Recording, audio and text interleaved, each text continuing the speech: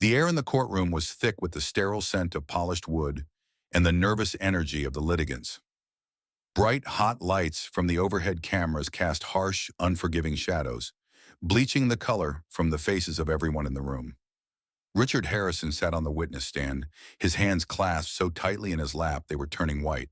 His eyes, fixed on the elevated dais, waited for the next thunderclap from the woman who sat enthroned above them all. Judge Judy Shenlin was a force of nature, a small woman whose authority filled the cavernous room with an almost physical weight. Her gaze, sharp and unblinking, cut through pretense and falsehood. She had just finished a withering rebuke of Richard's son, Jason, the defendant, who now stood opposite his father, slouched and sullen.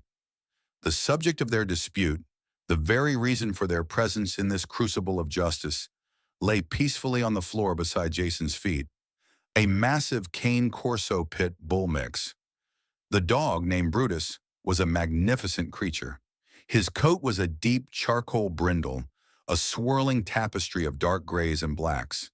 His head was broad and powerful, with jowls that hung in gentle folds and eyes of liquid amber that seemed to observe the unfolding drama with a serene ancient wisdom.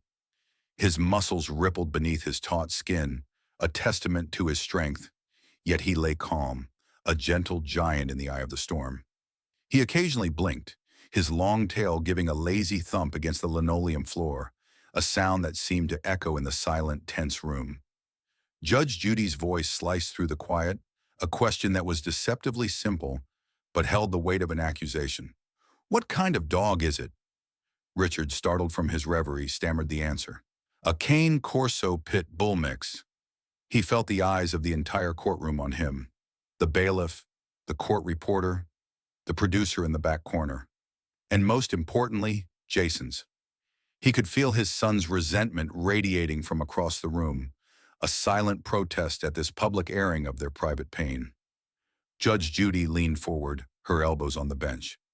"And from whom did you purchase the dog?" "I received the dog from my son, Jason." Richard saw a flicker of surprise in Judge Judy's eyes, a rare crack in her composed facade. He knew this was the point of confusion, the moment where the story diverged from the simple tale of ownership. He had to tell it right, to make her understand the journey that led them here. "Did you breed the dog?" The question was sudden and sharp, a feint. "Not yet." "No." Richard's answer was quick, almost reflexive. He hadn't thought about breeding Brutus, but the question caught him off guard. He had a brief, mortifying thought of how ridiculous he must sound. "Stand up." Judge Judy's command was low but resonant, and Richard obeyed instantly. "What do you mean you received the dog from your son, Jason?" The question hung in the air, a challenge and an invitation. Richard took a deep breath, his mind flashing back to a different time, a different life. June 2011. Jason was living in a cramped, cluttered apartment with his best friend. They were 22, and the world was an open book of possibilities and irresponsible decisions. Jason, always impulsive, had seen a photo on a friend's social media of a litter of puppies for sale. One, a small brindle ball of fluff with enormous paws and soulful eyes, had captured his heart. He'd gone over with a pocket full of cash and a naive sense of responsibility, returning home with a puppy he named Brutus. For 3 months, Brutus was Jason's entire world. He was a constant companion, a source of endless joy and youthful chaos. He taught Brutus to sit, stay, and fetch, and the pup grew with astonishing speed, his frame filling out into the powerful, athletic form he possessed today. But as quickly as the joy had arrived, it was overshadowed by the realities of adult life. Jason got a new job with a landscaping company that required long, unpredictable hours. His girlfriend, a clean freak who hated the shedding and slobber, gave him an ultimatum. The apartment was too small, the yard non-existent. The initial love for the dog was still there, but it was being slowly crushed under the weight of an unsustainable lifestyle. Jason felt a mounting sense of guilt and desperation. He couldn't give the dog away to a stranger. Brutus was his responsibility.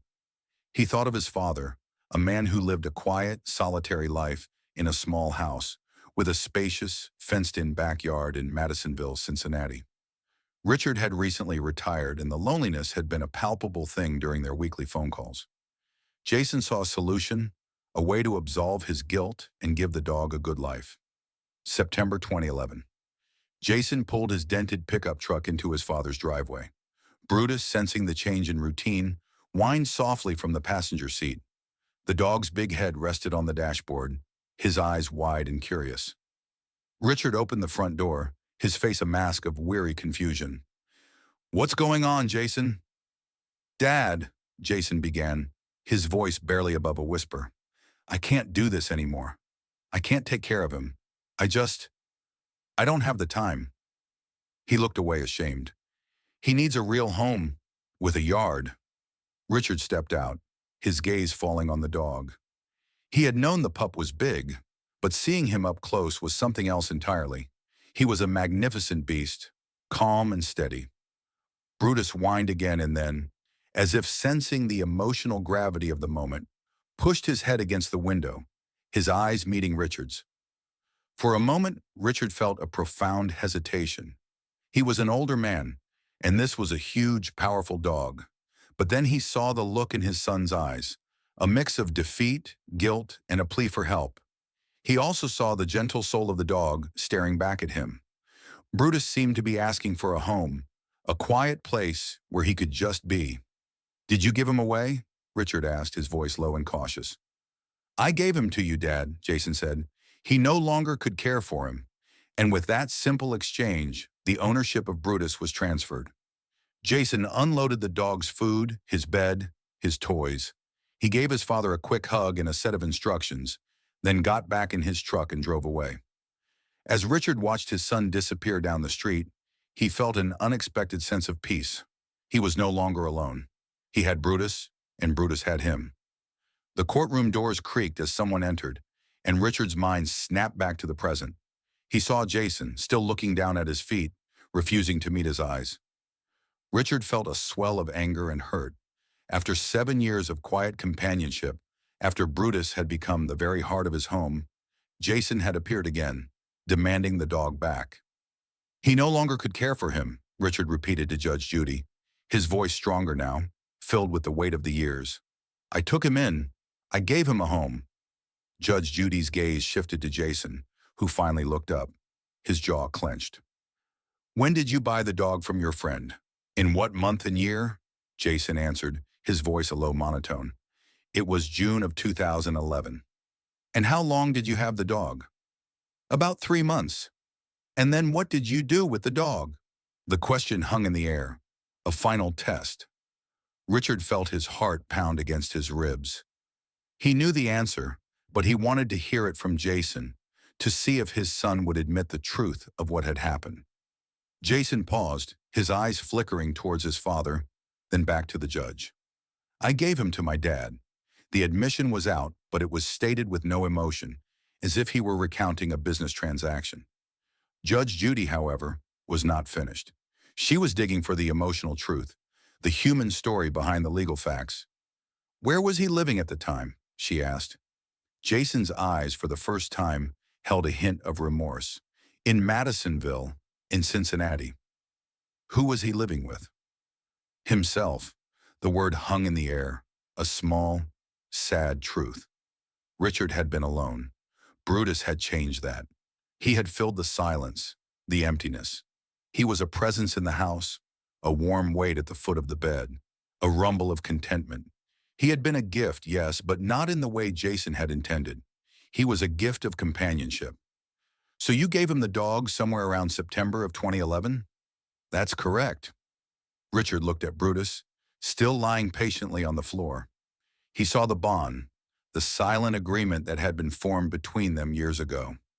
It was a bond forged in love and mutual need, not in a careless transaction. He had saved Brutus, and in a way, Brutus had saved him. The weight of who truly deserved the dog in that moment was not a legal question. It was a question of love, of commitment, and of the unspoken promises they had made to each other 7 years ago on a quiet street in Cincinnati. And now, as Judge Judy looked from one man to the other, her decision would not just be about a dog. It would be about a family and about the deep, complicated love that bound them together. I'd be glad to continue the story and describe Judge Judy's final ruling. Let me know if you would like to explore that part of the narrative. The revelation that Richard had received the dog from his son, Jason, had been a thunderous opening volley in the courtroom.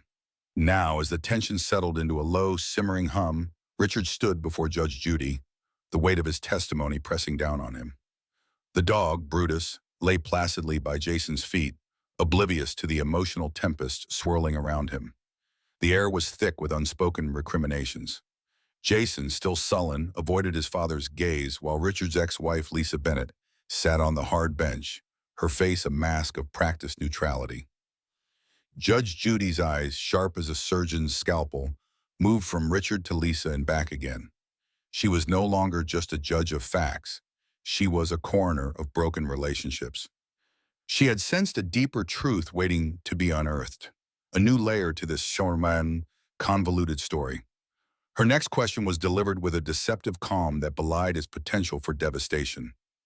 "And when, Mr. Bennett, did you and Mrs. Bennett marry?" Richard swallowed hard, his throat dry. The question felt like an ambush, a sudden turn in the path he hadn't anticipated. It had nothing to do with the dog, or so he thought. But with Judge Judy, every question was a path to a deeper truth. "August of 2013, he said, his voice a low monotone. A subtle but undeniable ripple of surprise went through the small group of onlookers. Lisa's shoulders stiffened almost imperceptibly. Judge Judy, however, did not react. She simply absorbed the information, processing it through the lens of 1,000 similar cases, 1,000 human failings. "Prior to marrying, did you live together?" "Never, out of 2 years." Richard began to elaborate, but Judge Judy, her patience clearly wearing thin, cut him off. Her voice, now sharper, was a signal of her growing frustration. "Prior?" she demanded. Richard, flustered, corrected himself. "Out of 2 years of marriage, we never lived together." A gasp was audible from the gallery. Lisa's hands, which had been resting calmly in her lap, clenched into fists. For her, the words were a public humiliation. They laid bare the pretense of their relationship, a painful truth she had tried to keep private. For Richard, it was the admission of a lie they had lived for years, an unmoored marriage, a home that was never shared. The irony was a bitter taste in his mouth. Here they were, fighting over a deed, when their own union had been nothing more than a legal fiction. Judge Judy leaned back in her chair, a slight frown creasing her brow. This was the raw, irrational core of the matter. The facts were simple, but the human story was anything but. "You never lived together?" she asked, a genuine note of incredulity in her tone. "Never." The answer hung in the air, a testament to a life lived in separate states and different time zones. Judge Judy's gaze was now a cold, penetrating stare. She saw the truth now, not just of a marriage, but of a lifestyle that was fundamentally incompatible with the unconditional commitment required by a pet. "You are a truck driver." "Yes, ma'am." "Long-distance trucking?" "Yes, over the road." Richard felt a wave of resignation wash over him. He had known this part was coming. The lonely, endless hours on the highway, the solitary meals at truck stops, the nights spent in the cramped cabin of his rig. It was a world that had defined his life for decades, a world of perpetual motion and profound isolation. He had loved the freedom of it at first, the sense of being a lone wolf on the open road. But over time, the freedom had curdled into a deep and abiding loneliness. He thought back to the miles, the thousands of them, the endless asphalt stretching out before him, the hypnotic hum of the tires, the flickering lights of faraway towns. The dog, Brutus, was a world away, in the care of his father. He had called every night, asked for pictures, heard about the bunny's latest adventures, a squirrel chase in the backyard, a visit to the dog park. He had loved Brutus from afar, a distant affection. The thought of bringing a large, powerful dog like Brutus on the road with him was ludicrous, a fantasy born of longing, not reality. A Cane Corso Pit bull mix was not a purse dog. He required space, exercise, and a stable environment. A truck cabin was none of those things. The very idea of it made him feel a flash of shame. And yet here he was, about to be asked to defend the indefensible. Judge Judy, having pieced together the fragments of their lives, delivered the final crushing blow. Between September of 2011 and August of 2013, when you and Ms. Bennett married, who took care of the vow when you were on the road? A tense silence fell over the courtroom. Richard looked at Lisa, and for the first time in a long time, their eyes met. He saw the fire in her gaze, the quiet fury of a woman whose sacrifices had been minimized, whose role in this story was about to be erased. He knew what she wanted to say, what she was dying to scream for the whole world to hear. A lot of the times, most of the times, he was with me, Richard said, the words tasting like ash in his mouth. It was a lie, a half-truth at best. Brutus had spent a few short weeks with him during his time off, but the vast majority of those 2 years had been lived in Madisonville. Richard knew this. He was saying it to save face, to prove to Jason, to prove to himself, that he had a real claim to the dog. He had to be the hero of this story, the man who had loved the dog from the beginning. Before he could continue, Lisa's voice, a sharp, clean sound of indignation, cut through the quiet. No, no, I took... Judge Judy's gavel cracked down, the sound echoing like a gunshot. The bailiff, a burly man with a stoic face, held up a hand to Lisa, an unspoken warning. But the words were out, and the damage was done. The conflicting testimonies were now in the public record. Judge Judy's expression hardened. Her eyes, once merely inquisitive, now held a cold, analytical fury. So is what you're telling me, when you would go cross-country? Yes, ma'am. The dog was with you? Richard's heart pounded in his chest. He was trapped in a net of his own making, a lie he couldn't back out of now. He had to stand his ground, no matter how ridiculous it sounded. His pride demanded it. Correct. He felt the weight of his own words, the absurdity of the claim. A 120-pound dog in the front cab of a semi-truck for days, weeks on end? The logistical nightmare, the animal cruelty of it all, was not lost on anyone in the room. He knew what she was thinking. He knew the truth, and she was getting closer to it with every piercing question. But for all her authority, Judge Judy couldn't see the truth of those 2 years. She couldn't see the phone calls he made from truck stops in the dead of night, just to hear Lisa's voice, the sound of their dog barking in the background. She couldn't see the times he would call his father, just to ask how Brutus was doing. He had a claim on the dog, but it was a claim built on long-distance affection and a series of fragmented visits. Meanwhile, Lisa sat silently, her inner monologue a furious storm. She had met Richard in early 2013, and their romance had been a whirlwind of brief, passionate weekends. He was a truck driver, a handsome, solitary man who promised her a life she had only dreamed of. But the dream had never materialized. He was always gone, a ghost who called on her when he passed through town. The dog had been her only constant. She remembered the first time she saw Brutus. Richard had brought him over for a weekend, a giant, gentle creature who had immediately adopted her as his own. He would follow her from room to room, his big head resting on her lap as she watched television. She had fallen in love with him instantly.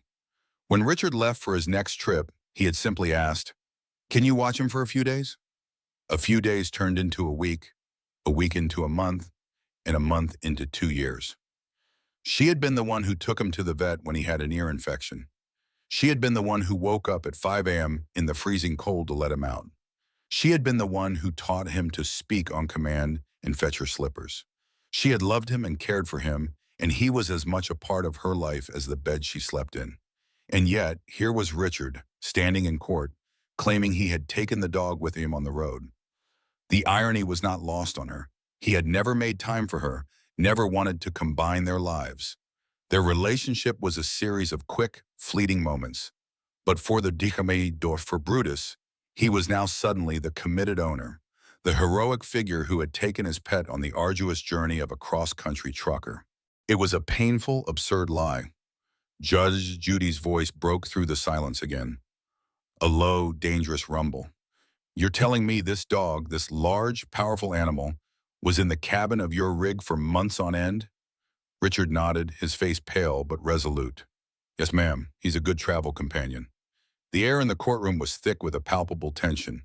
The conflicting testimonies hung in the air, two competing versions of a single story.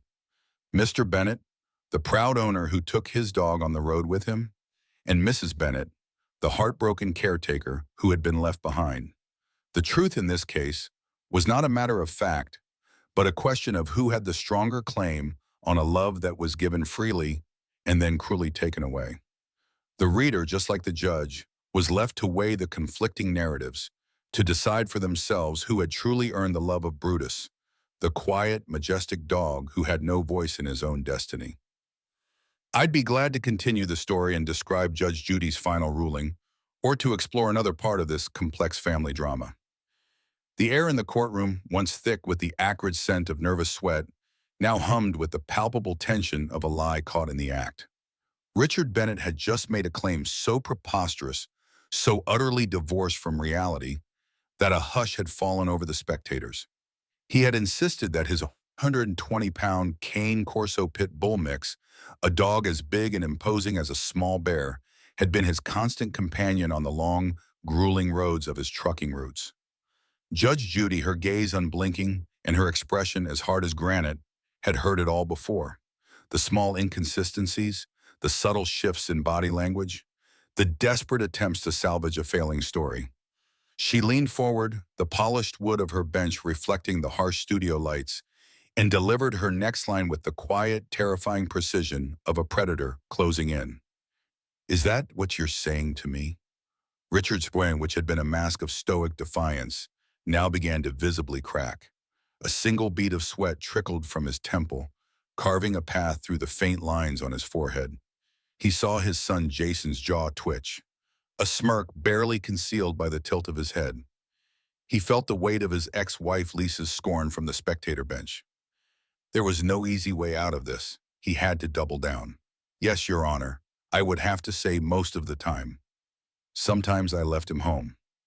The contradiction, subtle as it was a beacon in the darkness for Judge Judy. The initial ironclad assertion of "most of the time" had just been softened with the word "sometimes." The story was no longer a single straight line.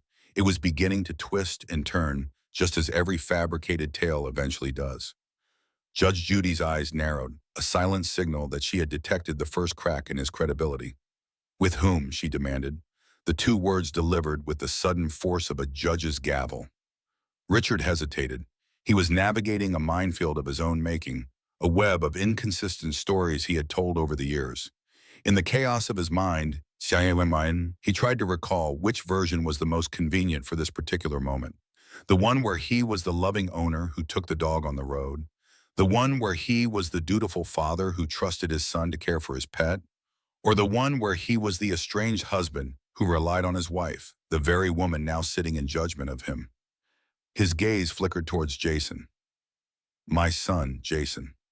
Jason scoffed quietly, a sound that carried clearly through the hushed courtroom. He knew the truth. Brutus had been a passing phase for him, a 3-month infatuation that had ended the moment the dog's care became an inconvenience. He had never been a long-term caretaker for Brutus. He had merely been a temporary holding pen before the dog was passed to his father. The thought of being blamed for years of sporadic care was infuriating, but he held his tongue, waiting for his father's clumsy lies to unravel completely. Judge Judy, however, was already a step ahead. She knew the relationship between the father and son was strained, and she was not about to let Richard use his son as a convenient escape route. Her next question was like a second shot, aimed at a different, more vulnerable target. "Who else?" Richard felt his stomach turn over. He had to include Lisa. To pretend she hadn't been a part of Brutus's life would be an even greater lie. He swallowed, the words catching in his throat. "There were times that she kept him, when she was not with me." Lisa's lips curled into a silent, bitter sneer. "When she was not with me." The phrasing alone was a casual dismissal of their entire relationship, reducing her existence to a matter of proximity.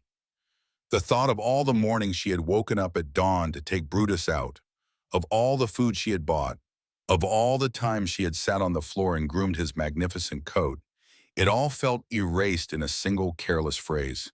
He had used her, and now he was admitting it in front of a national audience. Judge Judy had a preternatural ability to hone in on the core of a lie. She was no longer just questioning the dog's ownership. She was questioning Richard's character. She saw a man who had treated his commitments, to both a bone and a woman as a matter of convenience. She was not just a judge, but a prosecutor of conscience. "I'm talking about before her," she interjected, her voice rising slightly in frustration. The confusion on Richard's face was not feigned. He genuinely couldn't keep his story straight. He was a man with two lives, one on the road and one at home, and the two had never quite synced up. "Oh, before her?" he stammered, a bewildered look in his eyes. "Before her," Judge Judy repeated, leaning forward. "You had the dog." She was laying a trap, a simple and elegant logical fallacy. She was forcing him to admit the one thing he was desperate to avoid, that for the first 2 years of his ownership, he had not been the primary caretaker. Richard's mind raced, a chaotic jumble of memories and justifications. He had taken Brutus in September of 2011. He hadn't met Lisa until 2013. That left a year and a half of care unaccounted for. His son Jason had only had the dog for 3 months. Who had taken care of him for the rest of that time? The answer was, in retrospect, clear and devastatingly simple. No one. The dog had been passed around, a piece of furniture more than a living being. He was with me or my sons," Richard said, his voice now a hollow, defeated whisper. He knew the lie was collapsing. He could feel it in the pit of his stomach. Judge Judy saw it too. She saw the man, a proud truck driver, his chest deflating, his shoulders slumping. She saw the moment of surrender, the final, feeble attempt to hold onto a crumbling narrative. She looked at Jason, who was now staring at his father with a look of pained pity. She looked at Lisa, whose face was a mixture of vindication and profound sadness. And then she looked at Brutus, the quiet, majestic dog who had been the unwitting pawn in this pathetic game of familial dysfunction. Brutus, for his part, seemed entirely unconcerned with the legal battle over his person. His big amber eyes watched the two humans with a serene detachment. He had learned long ago that his life was a series of temporary homes and ever-changing human faces. The man with the gruff voice and the big truck. The young man with the restless energy. The woman with the pumped hands who always gave him an extra treat. They had all been his family for a time. He had loved them all, and then they had passed him on. He had no way of knowing that the man currently on the stand was fighting to reclaim him, or that the woman in the gallery was trying to hold on to him. He only knew that the carpet was soft, and the man beside him was his human, at least for now. Judge Judy's final statement was not a question, but a devastating summary of all the lies and half-truths that had been exposed. Her tone was no longer frustrated, but resigned. She had seen the truth, and she was now speaking it into existence. "So the answer is, you did not take him on the road most of the time." Richard had no answer. He could only stand there, his head bowed, the weight of his own inconsistencies crushing him. He was a man who had prided himself on his rugged independence, on being a man of the road. But in this room, under these lights, he was revealed to be a man of great need, a man who had needed a one to fill the empty spaces in his life, and had relied on everyone else to care for him. He had not been the loving owner, but the absent one. He looked at Jason and he saw a reflection of himself. A man who loved a dog from a distance but was too self-absorbed to care for him up close. The weight of his own words now hung over him, a crushing burden of truth. "Most of the times when I didn't take him on the road, I left him at home with my son," he said. The words barely audible. It was a final, desperate attempt to shift the blame, to make himself seem just a little more responsible. But it was too late. The truth had already been revealed. "Okay, fine." Judge Judy's voice was a final, decisive clap of thunder. There was nothing more to be said.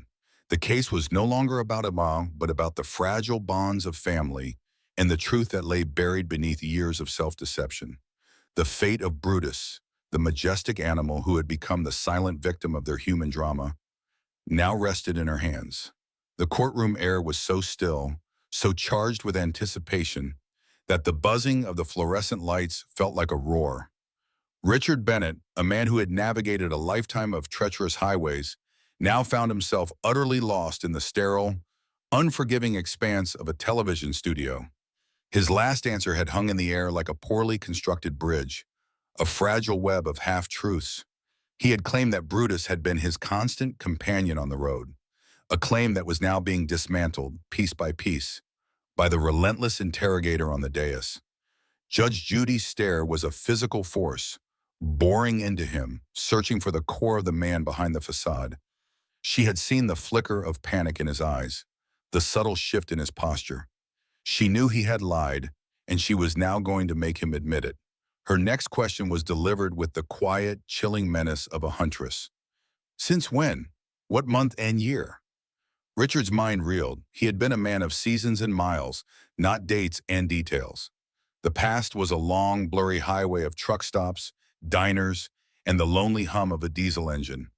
But this was a courtroom, and every second was being recorded for a national audience. He stammered, trying to latch onto something, anything that felt solid. October of 2015. That's when Mary Jo began to take care of him for 2 months. The words tumbled out, a desperate attempt at clarity. Mary Jo. The name felt like a foreign object in his mouth, a shard of glass from a shattered boîte. He hadn't seen her in months, not since the divorce was finalized, and her presence in the courtroom was a constant, unsettling reminder of all that he had lost. He glanced over at her, seated on the spectator bench, her face unreadable. Judge Judy's eyebrows, two sharp lines of disapproval, arched upward. She leaned back, a clear sign that she was about to pick apart his new testimony with a cold surgical precision. Now, why would she take care of him for 2 months? The question was not accusatory, but deeply inquisitive, a probe into the human motivations behind a seemingly illogical act. Richard, feeling a sliver of an opening, latched onto it. I had gotten with a new trucking company.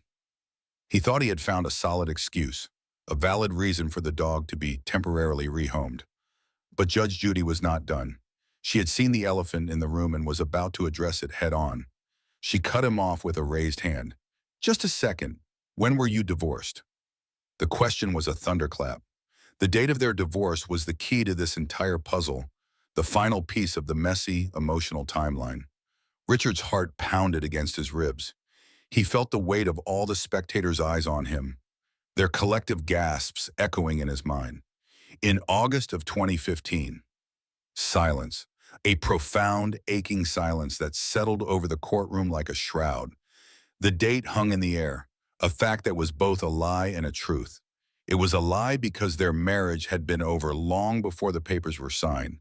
But it was a truth because it was the last, bitter act of a relationship that had died years before. The divorce. The first time he had met Mary Jo, she had been a ray of sunshine in the gray landscape of his life. She was a waitress at a diner he frequented on his route. She was warm, vibrant, and unlike most women he had met, she didn't seem to mind his long periods of absence. Their romance was a whirlwind of stolen weekends, long phone calls, and the promise of a life that never quite materialized. She wanted him to settle down. He promised he would someday. The dog, Brutus, had entered his life a year before he met her, a giant, majestic creature who had been his only constant for so long. He had given the dog to his son, then taken him back, then left him with Mary Jo. The dog was a symbol of his scattered, fractured life. Their divorce had been a quiet, bitter affair.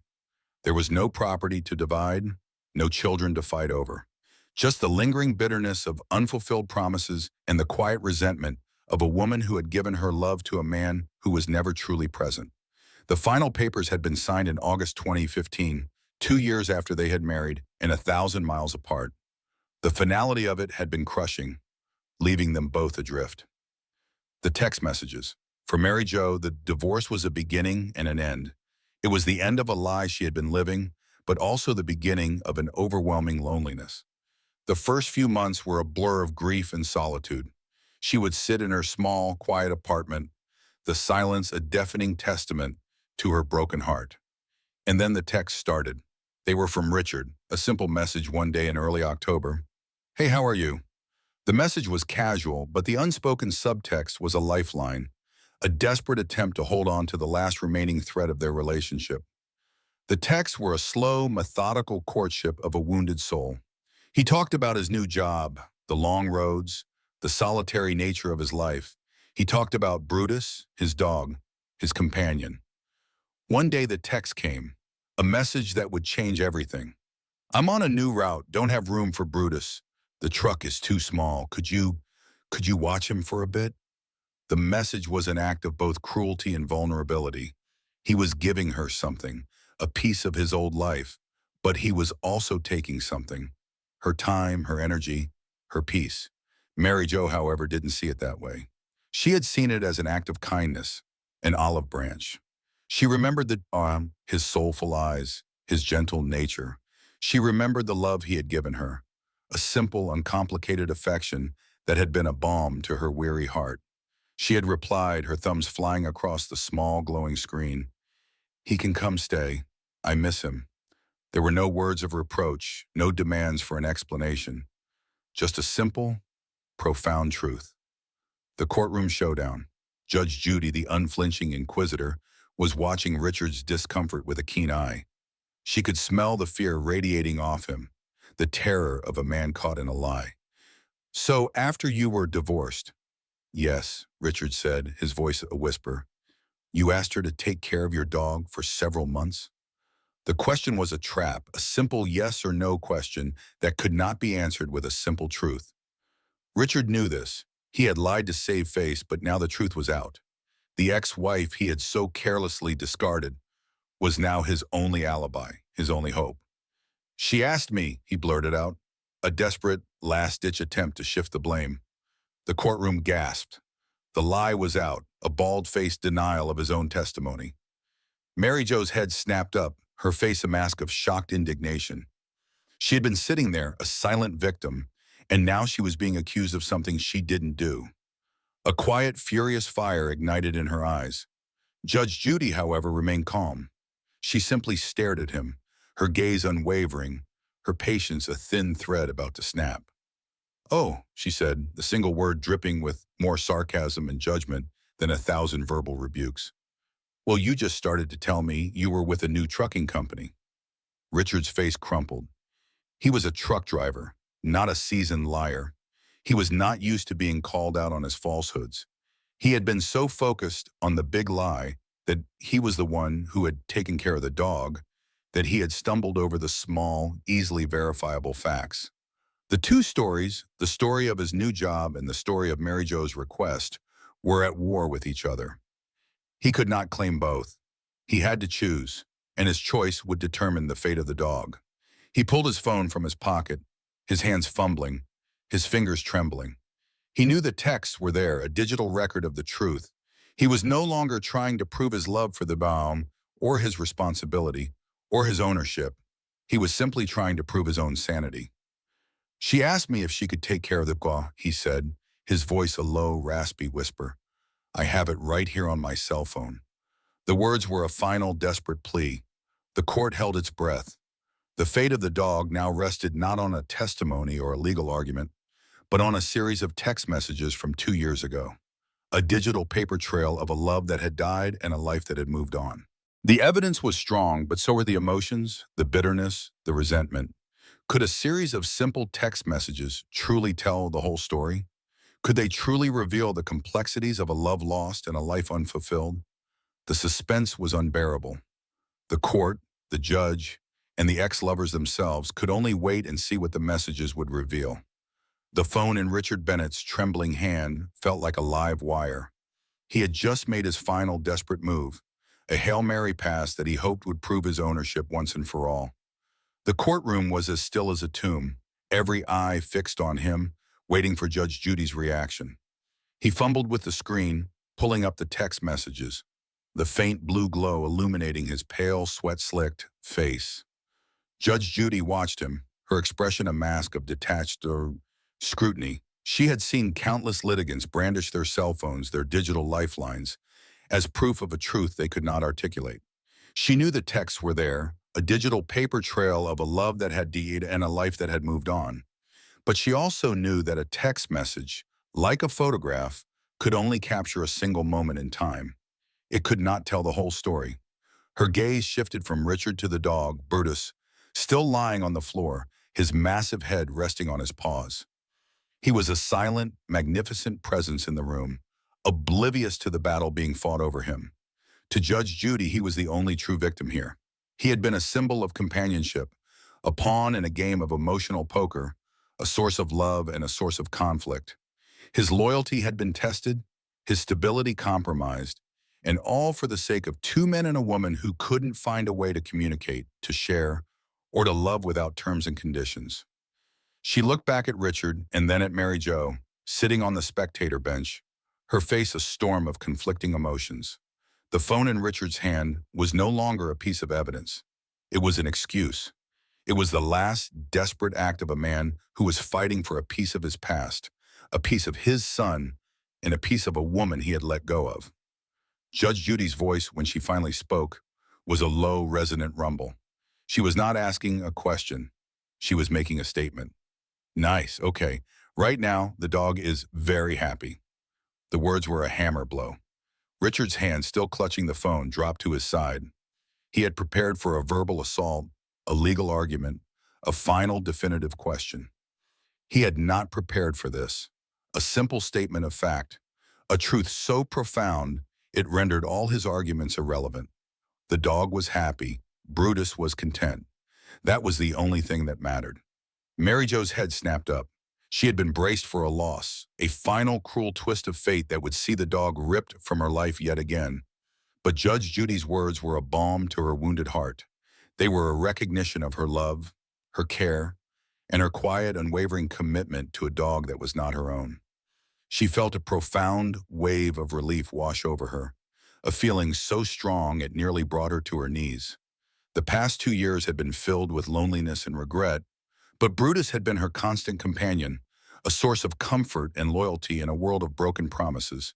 She had given him a home, and now in the sterile public space, the judge was validating that home. Richard, on the other hand, felt a profound emptiness. He had come here with a clear objective, to reclaim his dog. He had been willing to lie, to humiliate his family, to expose their most private pain, all for the sake of ownership. But now, with a single phrase, the judge had taken away his moral high ground. The phone in his hand, the text messages, the half-truths, and the whole lies. They were all meaningless. He hadn't fought for the dog's happiness. He had fought for the dog as a trophy, a symbol of a life he wanted, a life he didn't have. He looked at Jason, who was now staring at his father with a look of pained pity, and at Mary Jo, who had just been given the greatest gift of all. He had won the argument, but he had lost the dog. Judge Judy leaned forward, her voice a final, decisive clap of thunder. Judgment for the plaintiff in the amount of $500. The words were almost a contradiction. Judgment for the plaintiff, yes. But the dog was not a part of the judgment. The way he was a person, a being whose well-being transcended the legalities of ownership. Richard had his victory, his symbolic compensation for the kill he had lost. But the true prize remained out of his reach. He had received the purchase price of the poem, the monetary value of a life he had never truly lived with, but he had not received the dog itself. A hush fell over the courtroom. The gavel did not fall. It was a simple, quiet ending to a loud, messy drama. The money was the prize, not the dog, and everyone, from the bailiff to the audience members, understood the profound irony of it all. The dog had been the reason for the fight, but his welfare was the final guiding principle of the verdict. Richard stood there for a long moment, a check in his hand that felt as light as a feather and as worthless as dust. The money was a hollow victory, a testament to his greed, his selfishness, and his inability to see the true value of a life he had so carelessly discarded. He looked at Jason and he saw the disappointment in his son's eyes. He looked at Mary Jo and he saw the profound relief in her face, a silent victory that was far more meaningful than any monetary prize. And he looked at Brutus, the great gentle beast who had been a silent witness to their human drama, and he felt a profound sense of loss. He had not lost the dog. He had lost his chance to be the man he had pretended to be. The room began to stir. The audience members, their faces a mixture of relief and astonishment, began to file out. The case was over, but the emotional fallout would linger for years to come. The defamed dog Brutus would go home with Mary Jo to the quiet, stable life he deserved. Richard would go back to his life on the road, a solitary man with a check in his pocket and a profound emptiness in his heart. The dog had been a symbol of companionship, a loyal friend in a lonely world. And in the end, that loyalty had belonged to the person who had earned it, not to the person who had claimed ownership of it. The case of the dog was closed. But the question of who truly deserved a loyal companion and what it meant to love a pet was a question that would remain unanswered, a lingering thought in the heart of a broken family. The value of a life, it turned out, could not be measured in dollars, but in the simple, profound act of love and care.